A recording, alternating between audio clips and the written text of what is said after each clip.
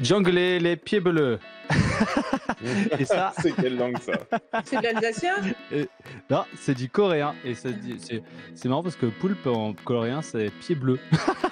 Enfin, c'est pas comme ça exactement, mais c'est la phonétique. Alors aujourd'hui, on va parler, restez avec nous parce qu'on va parler de la seconde partie de l'épisode dont on a parlé la dernière fois.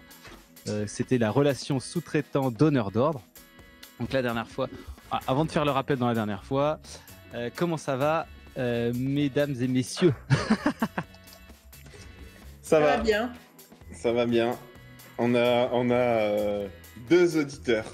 Oh oui, c'est 2 fois plus que la dernière fois.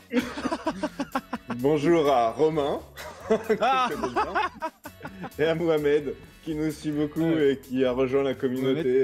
qui participe à la Et qui communauté. participe. Merci pour, façon excellente, pour les d'ailleurs. réponses dans le chat. Quand on avait posé des questions là sur les tantiques, c'est cool quoi. Ouais. Bonjour à tous. Et donc, Mohamed, la prochaine fois, on parlera de ton sujet favori apparemment. Donc, les prochains lives, on parlera de l'optimisation du temps de cycle, et de temps de libération.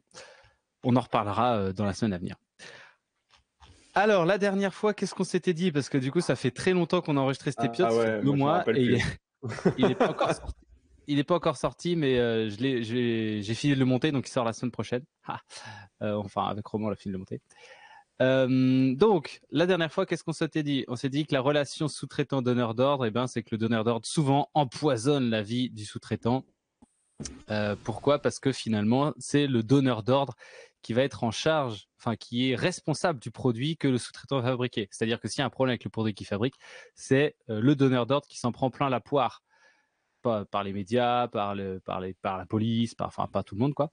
Et donc c'est pour ça qu'il est aussi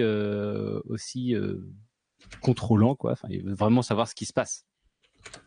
Et donc finalement la question qu'on se pose. Il en avait aussi dit, non, il me semble que le sous-traitant, il avait aussi peut-être un peu trop peur des fois de donner son avis au donneur d'ordre. Ouais, ça on y viendra un petit peu après, hein, mais c'est surtout la question en fait finalement on peut la résumer comme comment s'assurer que les processus sont en bon ordre sans être sur site.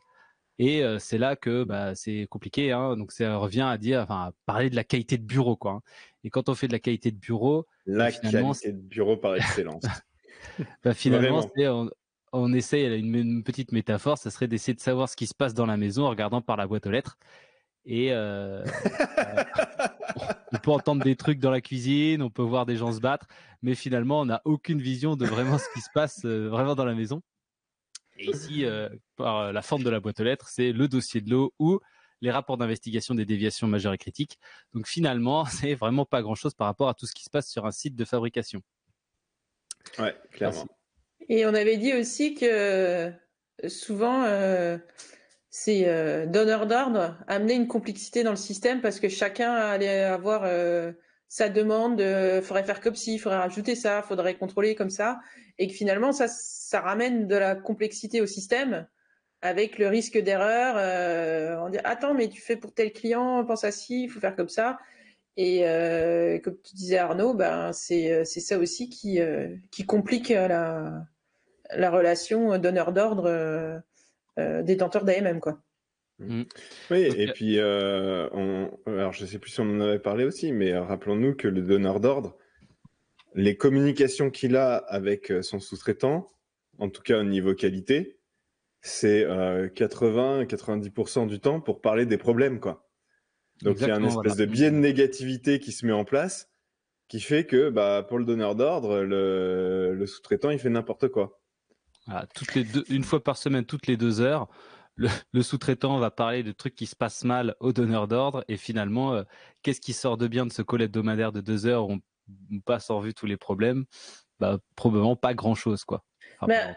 En fait, je repense, parce que moi j'étais dans une CDMO, je repense aux clients avec qui ça se passait le mieux, et c'est vrai que les clients ça se passait le mieux, c'est ceux avec qui on était sortis de ces discussions où on n'est pas là que pour les problèmes, mais on échangeait. Je me souviens, il y en a un, ils avaient des indicateurs de tout ce qui se déroulait avec eux, le suivi des livraisons, le nombre de réclamations et tout ça, mais qui était sur un indicateur de performance et pas forcément on pointe le doigt.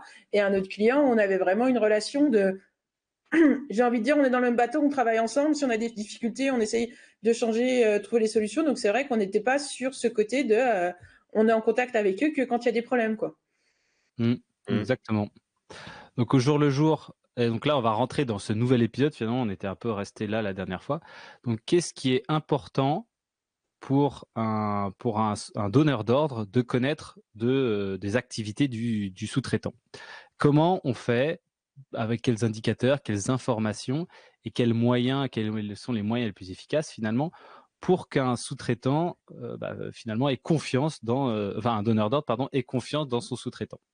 Alors Mélanie, tu viens d'apporter une partie intéressante de la réponse, effectivement, sortir de ces calls de 2 heures et se baser sur des indicateurs clés pour lâcher la bride au sous-traitant pour qu'il puisse gérer lui-même sa performance. Donc, c'était quoi, par exemple, ces indicateurs, Mélanie? Je sais plus, mais en fait, alors je trouvais que c'était très intéressant. Enfin, je me souviens plus de tout dans les détails. Je sais que forcément, il y avait un côté de OTIF, on time, respect des livraisons des commandes. Trop Donc bien. ça, c'est un indicateur. Il peut être bon, il peut être moins bon, mais voilà, au moins il est factuel, on va dire. Et j'avais trouvé aussi vachement intéressant de la part de ce donneur d'ordre. En fait, il te faisait une classification, par exemple, par le nombre de réclamations que tu avais eu par rapport au volume. Et il te montrait comment tu te situais par rapport à tous les. Enfin, si tu veux, il faisait une classification anonyme. Ils disent, vous, votre résultat, je sais pas moi, c'est je vais énorme, vous donner ça. un chiffre comme ça, mais vous avez 2% de réclamations par rapport à votre volume de production. Et en fait, il disait, sur l'ensemble des sous-traitants, vous êtes classé 3e sur ce critère ou 5e sur ce critère. Et ça, du coup, ça vous faisait quoi? Ça intéressant. vous faisait quoi? Ça vous boostait? Ça vous En disait, fait, ouais, c'est bien. déjà, tu as le premier côté, finalement, on n'est pas si mauvais que ça, dans le cas où tu es du bon côté, quoi. Et de l'autre, et puis en fait, ils avaient alors je me souviens de l'OTIF et des réclamations, mais il y en avait peut-être d'autres, hein, je sais plus maintenant. Mais si tu veux, ça permettait aussi de comprendre que déjà eux, ils comprenaient ce que c'était d'avoir un sous-traitant. Et tu vois, même si c'était dans la comparaison des sous-traitants, tu disais, eux, ils comprennent un peu finalement la problématique d'un sous-traitant et qu'ils auront plusieurs choses à gérer. Ça te permet de te dire, t'es pas tout seul dans la situation, il y en a d'autres qui sont aussi, et puis oui, il y avait à côté de, on n'est pas si mal que ça sur ce chose-là.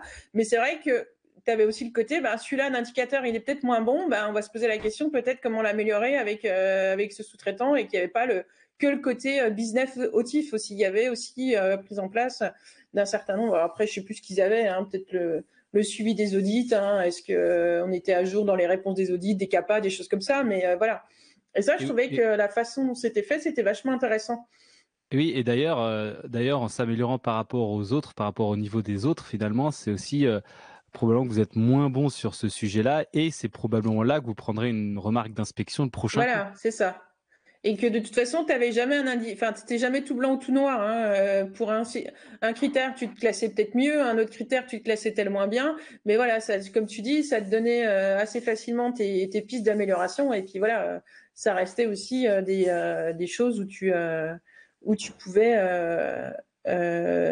comme tu dis, si tu n'es jamais à l'heure dans tes CAPA, forcément, c'est quelque chose qui peut être problématique en cas d'inspection.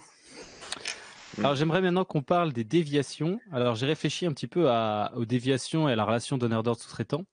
Et finalement, c'est souvent ça qu'on traite pendant cette réunion de 2 heures quand on a une relation avec le sous-traitant donneur d'ordre. Et mon avis là-dessus, c'est que, mon avis, après, ce que vous en pensez, hein, mon avis là-dessus, c'est que finalement, pour un donneur d'ordre, le seul truc qui est important dans une déviation, c'est effectivement, bon, sur notre produit, il y a eu une déviation, voilà l'impact, voilà comment on l'a géré, et c'est tout. Je pense que la recherche de la cause devrait pas du tout être évoquée là-dedans. Pourquoi? Parce qu'en fait, finalement, la recherche de la cause, c'est pour que le sous-traitant améliore ses process et finalement arrive à tenir ses engagements vis-à-vis des temps de cycle et des livraisons. Ouais. Alors, pour moi, ça pose une question, hein, peut-être un problème de ce que tu dis. Alors, globalement, je suis assez d'accord avec ce que tu es en train de dire. Je pense qu'effectivement, le donneur d'ordre, il n'a pas besoin et il n'a pas à venir mettre son nez dans la recherche de cause, d'autant plus qu'en fait, il n'y connaît rien du tout à la réalité du terrain. Mais du coup, aujourd'hui, est-ce que ça aurait pas, alors je pose la question, hein, mais est-ce que de faire ça pousserait pas un peu le sous-traitant à être un peu trop light sur ses recherches de cause, parce que du coup il rend moins de compte et du coup ça va se retourner à la fois contre lui mais aussi contre les donneurs d'ordre, tu vois. Eh Ouais, bien, j'ai un très autre simplement. avis. Ah, vas-y. Moi, souvent, on a mis des CAPA inutiles parce qu'il fallait faire plaisir aux clients. Voilà, et ça, c'est des Et capas qui sont dangereuses. on expliquait noir sur blanc, comme tu disais, ils connaissaient pas. Et qu'est-ce que c'était les CAPA inutiles? On faisait des resensibilisations, comme ça le client il était content, il voyait un CAPA, même si ça avait aucune efficacité. Voilà. Moi, j'avoue, hein, je suis contre les CAPA de resensibilisation, mais ça m'arrivait d'en faire parce que c'était le seul moyen pour dire au client on a fait quelque chose et le client comme ça il était content.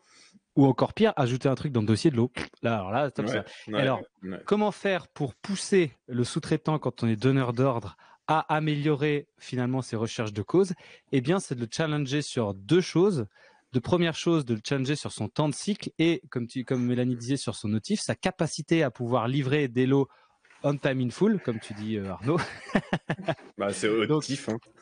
si il fait des mauvaises recherches de cause, il aura de plus en plus de déviations et ce plus en plus de déviations impacteront son temps sa capacité à livrer des lots on time in full régulièrement. Et donc c'est là qu'il faut rien lâcher. Donc c'est-à-dire que démerdez-vous, faites ce que vous pouvez, mais cet indicateur-là, il faudra le respecter impérativement. Et donc c'est là que le deuxième indicateur que je voulais, c'était peut-être, et j'en sais rien, juste le temps de traitement moyen d'une déviation, par exemple. Ou alors peut-être juste suivre un indicateur sur les CAPA, peut-être le pourcentage de CAPA en retard ou quelque chose comme ça, qui pourrait suivre pour les pousser à réaliser leur action. Alors effectivement, ça donne rien sur l'efficacité de la CAPA. Après, c'est plutôt sur le suivi de la capacité du sous-traitant à faire de l'amélioration continue. Par contre, sur la performance des actions, je pense que l'OTIF, c'est le meilleur indicateur pour suivre ça. Ouais, après, encore faut-il pouvoir découper, parce que l'OTIF, évidemment, on aurait tendance à facilement penser, et je pense que c'est la majorité des cas, de se dire, des récurrences de déviation va avoir un impact sur l'OTIF, mais c'est pas le seul élément qui peut avoir un impact sur l'OTIF. Tu peux avoir une étape de prod comme du mirage qui vient impacter drastiquement ton OTIF. Donc, il faut être capable après de découper tes temps de cycle, tes temps de traitement par étape pour bien comprendre où est l'OTIF. Et là, on en vient à quand tu demandais quels seraient les indicateurs intéressants pour un donneur d'ordre.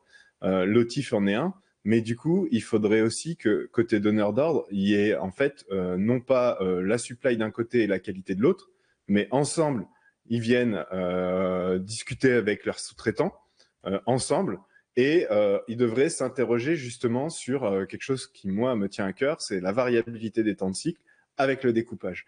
Et si effectivement tu te rends compte que tes temps de cycle, quand il y a des déviations, ils sont ultra variables et beaucoup plus longs, là, tu peux te rendre compte que, en fait, le sous-traitant, il a un système d'amélioration continue qui marche pas, quoi. Alors, moi je vais te reposer une question là-dessus, est-ce que c'est vraiment le gars de la qualité qui est censé faire cette réunion avec le gars de la supply? Pas vraiment sûr. Non, mais en tout cas, quand tu es sous-traitant, tu as deux sons de cloche. Tu as le son de cloche de la supply du donneur d'ordre et le son de cloche de la qualité du donneur d'ordre. Et ces deux sons de cloche ne sont pas alignés. Et du coup, c'est pour ça que je dis qu'en fait, la supply et la qualité du donneur d'ordre devraient discuter beaucoup plus ensemble. Ils le feront pas et ils le font pas, mais ça devrait être beaucoup plus courant, quoi, en fait. Bonjour à Ludovic qui nous a rejoint. Exact. Si tu as une question, du coup, Ludovic, n'hésite pas à la poser. Alors, ça c'est très bien. Alors, est-ce que Mélanie, tu as dit tout ce que tu voulais dire sur les déviations?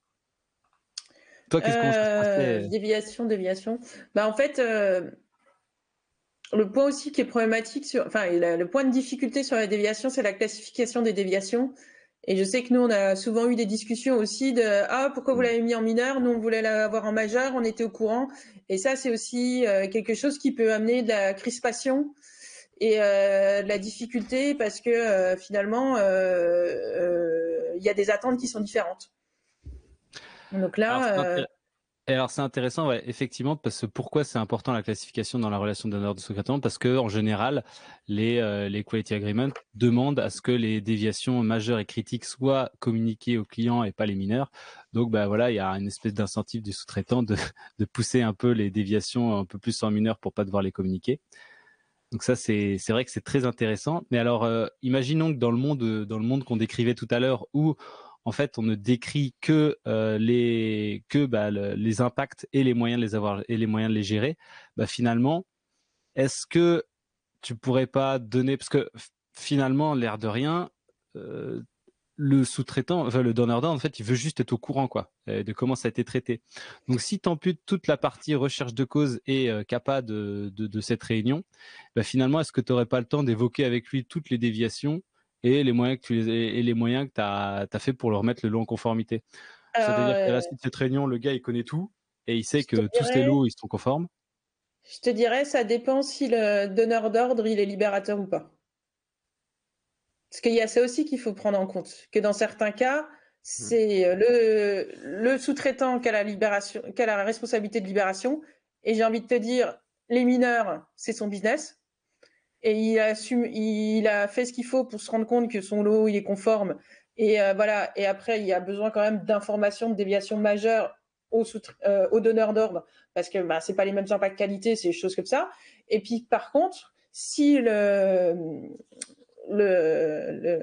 détenteur de l'AMM est libérateur, ben, il doit connaître quand même ce qui s'est passé sur son produit. Et là, tu pourrais te dire, il les a tous. En fait, ça me rappelle pas mal de souvenirs parce qu'en fait, on avait un client qui était libérateur. Et donc, Ouais. en fait, à un moment, il a dit, je dois connaître ce qui s'est passé sur mon lot. Et on Bah était oui. typiquement dans la configuration que tu nous disais. En fait, on l'informait, on disait, voilà, l'impact qualité, c'est ça, ou on a fait ça, ou il n'y a pas d'impact parce que ça. Et finalement, dans ce cas-là, lui, pourquoi on avait eu le problème? Il s'en préoccupait peu, tu vois. Il voulait juste Mmh. savoir qu'avant que lui, de son côté, comme il avait une partie de la responsabilité de libération, il sache ce qui s'est passé sur son produit et qu'il soit au courant et que, bah voilà, il peut libérer ou pas tout son produit en état de cause. Et il avait plus, j'ai besoin d'être informé que vraiment j'ai un regard de ce que vous avez fait. Donc on en est Voilà, tout ouais. à fait à ce que tu décrivais, quoi. Et voilà. Et donc, ben, pour ce client-là, ben, on l'informait par mail. Voilà, il s'est passé ça, machin. Et nous, on a pris la décision de libérer le lot parce qu'on avait tels éléments, où on a défini qu'il n'y avait pas d'impact. Du Et coup, moi, je finalement, pense. c'était un client, j'ai envie de dire, euh, la transparence aidait aussi à avoir la transparence et la confiance aidait aussi à avoir ce mode de gestion. Parce qu'il y a certains clients où ben, même les mineurs, ça faisait tout un drame. Donc tu te dis, mais tu prends un temps fou à les traiter, à l'informer, à justifier, à dire on a fait ci, on a fait ça, machin, on doit faire un CAPA, mais c'est une mineure, mais nous on n'en aurait pas fait. Et que finalement, ben, petit à petit, tu te dis, ben, on leur parle que des cas majeurs et critiques, parce que c'est là où ils ont besoin d'être informés. Et voilà. Et c'est ça aussi qui biaise la relation aussi. Comment Mmh. aussi tu vas en ingérence Comment ça va, voilà. par, Mmh. Et par rapport à ce que fait le donneur, le sous-traitant. donc je pense que c'est un levier beaucoup plus puissant de confiance et de partenariat que de mettre dans le quality agreement. On vous communique sur toutes les déviations, les impacts et les actions qu'on a fait pour les réduire ou voilà. Mais on n'en communique pas sur la recherche de root cause et sur les actions qu'on a mis derrière. Après, tu peux avoir aussi, on en a pas trop parlé, mais la notion de person in place, quoi.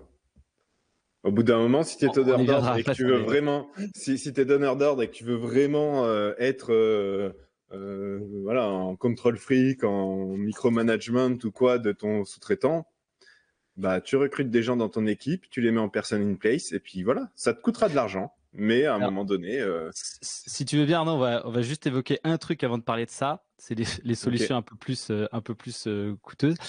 Juste pour la relation de confiance, j'aimerais qu'on parle. Donc, je pense qu'on a fait un peu le tour des déviations, et j'aimerais que maintenant qu'on parle un peu du dossier de l'eau. Donc, le dossier de l'eau, de plus en plus, surtout avec les clients américains, ils exigent des scans du dossier de l'eau complet Ouais, ouais, ouais. Bah, c'est pour. pas américain ou pas américain, ça dépend s'ils sont libérateurs ou pas et qu'est-ce que tu as mis dans le cahier des charges.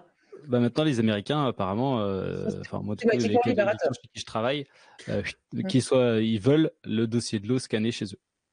Mais là, on vient sur. Alors, s'ils sont libérateurs, ils ont besoin du dossier de l'eau. Mais j'ai du mal à me dire que le libérateur, il est dans son bureau, il a jamais vu le site. Et moi, tu vois, déjà, donneur d'ordre, libérateur, ça devrait être ultra structuré dans le contrat avec certains points. Mais la revue du dossier de l'eau, au final, ça n'a pas de sens que le mec il soit dans son bureau à l'autre bout du monde et qu'il regarde ça. Et voilà, et du coup, j'ai travaillé chez des clients où les libérateurs regardaient pas forcément le dossier de l'eau. Alors, est-ce que c'est bien, est-ce que c'est pas bien, j'en sais rien, mais n'empêche que ça peut se faire en tout cas. Bah Si tu as oui, et confiance dans le encore une fois. processus de revue du dossier de l'eau de ton client, de ton sous-traitant. Ouais, ou alors ils vont Exactement. regarder des points clés, des paramètres critiques, style je vais vérifier que les mentions variables sont bonnes, les durées d'étape process sont bonnes, si c'est du stérile, le test du filtre. Mais moi j'ai déjà eu on a déjà eu tous des clients qui disent oui, mais il faut que le dossier il soit nickel parce que qu'après quand il est scanné, qu'il va chez le client, il nous le renvoie parce qu'il y a une virgule qui est mal placée, quoi. Alors que de toute façon, si le client a dit que si jamais il y avait une spec qui était dépassée ou s'il y a un problème dans la fabrication, dans la fabrication, bah du coup il sera informé de l'impact et de la façon dont il a été géré. Finalement, l'air de rien, est-ce qu'il a vraiment besoin de dossier? Est-ce que ça serait pas justement regarder par la fente de la boîte pour voir ce qui se passe dans la maison? Bah oui, t'es encore dans cette situation-là. Moi, j'aurais tendance à dire que si ton système qualité il fonctionne bien et que dans ton dossier de l'eau, tu as une spec qui est dépassée, normalement, tu dois avoir quelque part une dev ou une action qui a été menée pour gérer ça. Et si le client, il tombe là-dessus et qu'il n'y a pas de dev, qu'il n'y a rien pour gérer ça, là, tu as un vrai problème dans ton système qualité en tant que sous-traitant. Maintenant, rappelons-nous, et c'est peut-être ça aussi le problème, et moi c'est un discours que je tiens tout le temps, le dossier de l'eau n'est pas un outil de contrôle de conformité de la production. C'est de la traçabilité de la production. Donc le donneur d'ordre l'utilise comme un outil pour contrôler la conformité de ce qui s'est passé chez son sous-traitant. En fait, ça t'informe juste que est-ce que ton sous-traitant il gère bien sa traçabilité ou pas. Ça t'informe pas sur est-ce que ta prod elle s'est bien passée.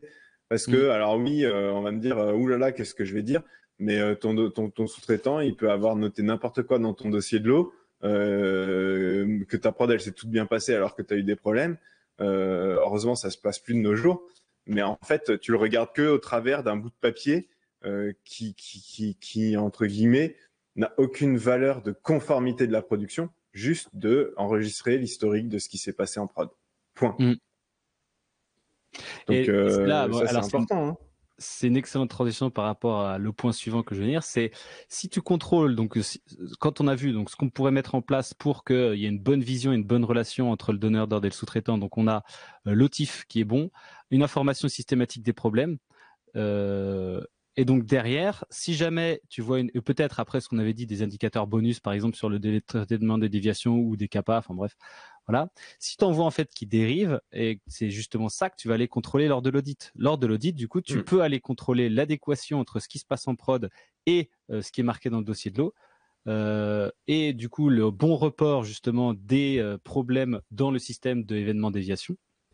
Et c'est ça qu'il faut aller contrôler quand on va en audit. C'est ça qui va faire gagner la confiance, quoi. Et au plus on a de trucs bizarres qui se déclenchent les indicateurs qui baissent ou des déviations pour lesquelles on n'est pas forcément d'accord sur l'impact ou, comme tu disais, Mélanie, sur les réclamations clients, et du coup, on peut aller augmenter la fréquence de l'audit pour regagner de la confiance ou pas dans le client pour après regagner cette relation de confiance. Se mettre dans une situation qui est beaucoup plus je veux dire, oui, comme tu dis, avoir la confiance, savoir comment le sous-traitant il gère les problèmes et est-ce qu'il fait ce qu'il faut pour remettre sous contrôle. En fait, c'est ça la question, quoi. Parce que 2 heures de call, 2 heures de call une fois toutes les semaines, ça fait 108 heures et en 108 heures, tu peux en faire des audits. Hein. Ouais, c'est clair, c'est clair. Et puis surtout, ces 2 heures de call, c'est une perte de capacité pour tout le monde, quoi. Aussi bien pour le donneur d'ordre que pour le sous-traitant. Et donc vraiment ça, moi c'est un truc qui me rend fou, quoi. Ou après, voilà, il y a pas forcément de système parfait, mais je trouve que, en tout cas, dans comment ça se passe actuellement, on peut l'améliorer. Et donc maintenant, il y a des solutions qui sont encore plus extrêmes dans le sens euh, plus extrême, plus différente en tout cas. Il y en a une moi que j'avais, c'était le sous-traitant, le donneur d'ordre pourrait payer, par exemple, s'il voit par exemple un lotif qui dérive ou le temps de traitement des déviations qui dérive ou le dossier de l'eau qui est, quand il va faire un audit, il voit que le dossier de l'eau est tout pourri. Eh bien, le donneur d'ordre pourrait payer des interventions de sous-traitants à des interventions de consultants à ses sous-traitants. Par exemple, nous, tu vois, on pourrait être mandaté par des Ah, mais alors là, mon gars, je sais pas si c'est une bonne nouvelle pour nous. Hein. Ah, je sais pas, Viatrice qui pourrait allonger un petit billet pour qu'on aille simplifier un dossier de l'eau à droite à gauche ou mettre en place des pilotages sur des déviations, des trucs comme ça.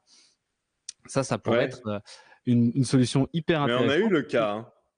On a eu le cas. Hein. Je ne ouais. citerai pas le client. On a un donneur d'ordre qui nous a contacté parce qu'il avait un problème avec un de ses sous-traitants sur ses dossiers de l'eau. Ça a abouti à une mission. Mais même si au final c'est le sous-traitant qui nous a contractualisé, mais la demande venait du donneur d'ordre. On a eu le cas et en fait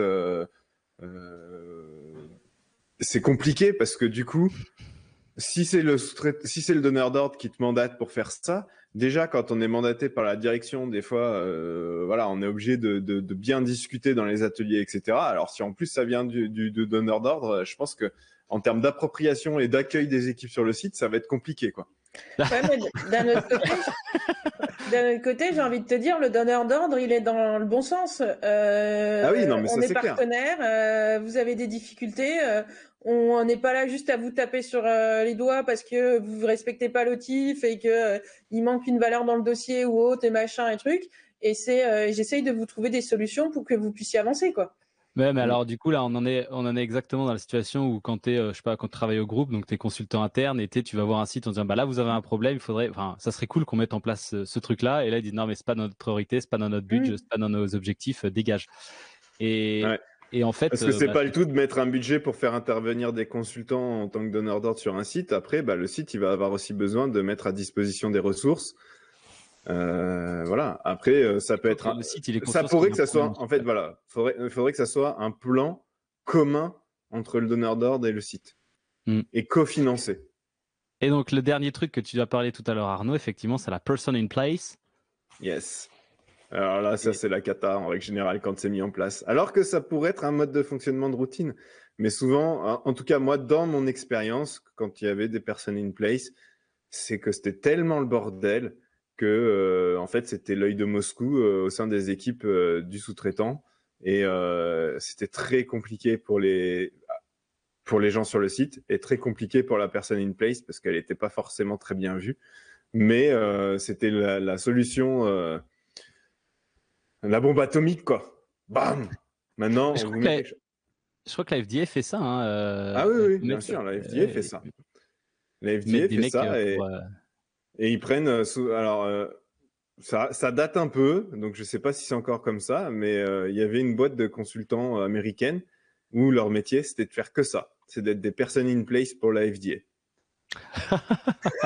Et je peux t'assurer que là, ils te faisaient payer ça cher, mais vraiment une blinde, quoi. Donc Bah ouais. comme ça C'est le tombait sur truc le Attends, coin énorme de la pour la boîte figure de en tant que conseil. en Par plus contre, de la FDA qui t'impose un mode de fonctionnement, en plus, il t'impose la boîte, ouais. la boîte, enfin Ouais. peut-être pas la boîte, il y en a peut-être plusieurs, et puis ou il y en a peut-être qu'une et t'as pas le choix, mais ça veut dire il t'impose aussi un coût associé à ça, quoi. Ah mais oui, Ouais, ah mais oui. les Américains font souvent ça là pour leur certif qu'ils avaient pour le Mature Quality Management là. C'est une boîte de conseil. Enfin, en tout cas, ils envisageaient ça. Alors, je sais plus, c'était en 2023, j'avais dit ça. Et c'était une boîte de conseil qui ferait tous les certifications, quoi. C'est la même. Ouais. Enfin, c'est pas. Pas Allez le hop. choix. Et t'as pas le choix. Et ouais, ça. Et t'as pas le choix en tant que site industriel, quoi.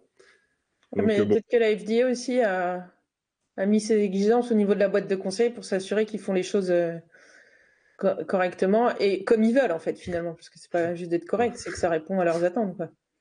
Oui, oui, bah j'imagine. Donc la Espérons. personne in place, finalement la personne in place, allez, ça vaut peut-être 120 000 balles pour le donneur d'ordre. Donc il va prendre un type et qui va les placer chez son sous-traitant. Mais par contre, le sous-traitant, finalement, il pourrait voir ça comme un avantage dans le sens où c'est quelqu'un qui va aller bosser chez eux et finalement, c'est une force de travail supplémentaire, quoi. Ce gars-là, il peut faire des trucs, quoi. Hein. C'est comme un gars gratos, quoi. Mais alors, je sais pas, franchement, je sais pas si ça se fait en vrai, s'il y a des gens qui font ça. Ça existe, hein. Après, c'est pas très répandu, mais ça existe. Mais ça doit vouloir cher, quoi. Ouais.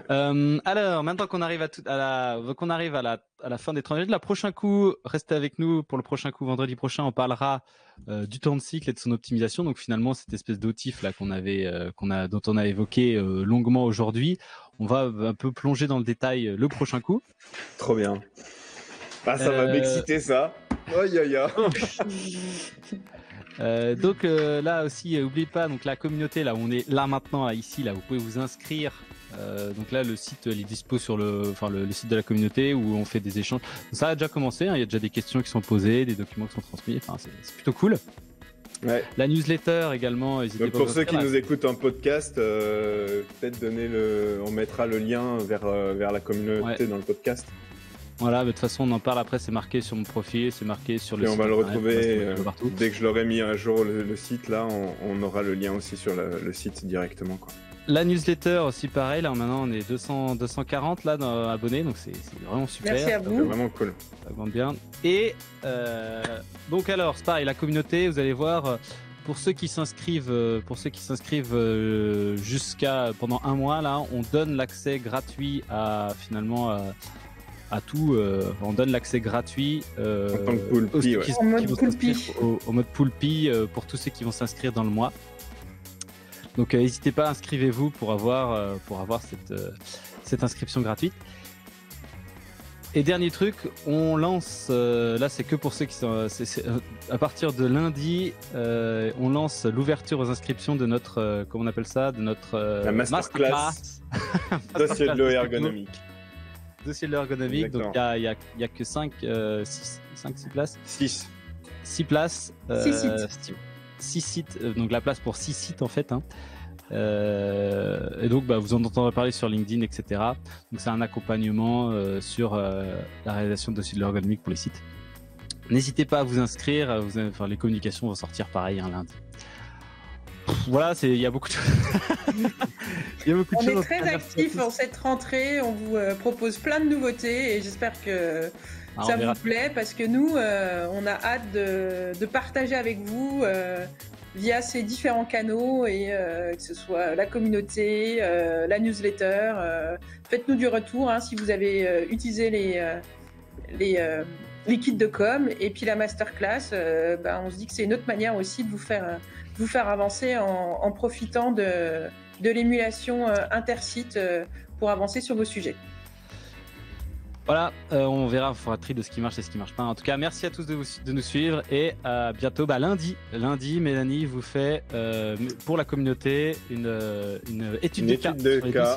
Alors, Mélanie et Chloé viennent. Mélanie et Chloé, on va soumettre un cas, des situations qu'on a vécues chez des simplifications de dossiers de l'eau à Arnaud et voir ce qu'il nous propose. Ah, c'est comme ça que vous allez faire, trop bien. C'est comme ça qu'on va faire. Ouais, voilà. On se met en situation réelle, en fait, on passe côté client, entre guillemets, et Arnaud va nous aider à trouver des solutions à notre organisation de dossiers de l'eau. On vous attend tous lundi, en tout cas les 3 qui sont là. Parce que j'aurai pas le temps de faire le montage pour lundi. Bon, en tout cas, à lundi, merci à tous. Merci. Allez, merci. Ciao.